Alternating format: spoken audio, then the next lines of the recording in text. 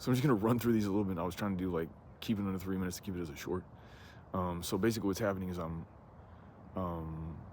if I get to calm, complete calm, in my body, right, and like with my own energy, my individual energy, which Qigong could be a practice. You can look at there's a bunch of different practices from Asia around how you leverage your ki or chi.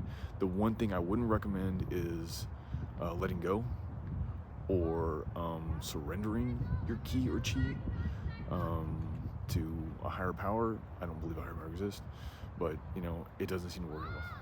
So, although technically speaking, if you are a spiritual person, you technically could probably still do this. I'm confident that you can do it, but it just not the moment. Just like in the middle of sex, not the moment to surrender to God, or whatever. If you have a God, it's kind of the same thing.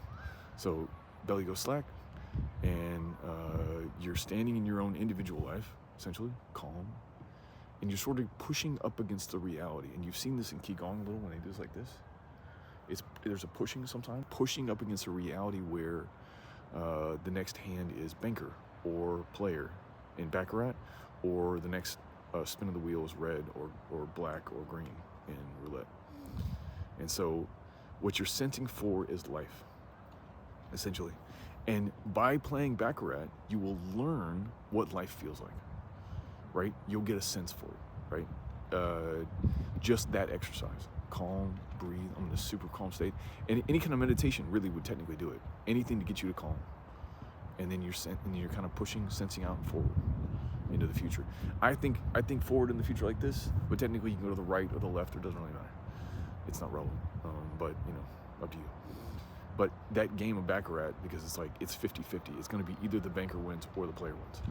And so you'll sense this feels like a hallucination. This isn't real. And then, or you'll feel this feels like life. Let me see. And it's similar to the feeling that you might get if you haven't seen a friend for a really long time. You give them a hug. That feeling of love, that's life, right? It's the same kind of thing. And that's why Eastern medicine leverages this. And I've already mentioned that, but at the same time, it's like all of Eastern medicine is based on this concept of ki and chi. But you can also push, or you can just sense. There's a few different ways to do it, and infinite ways probably. So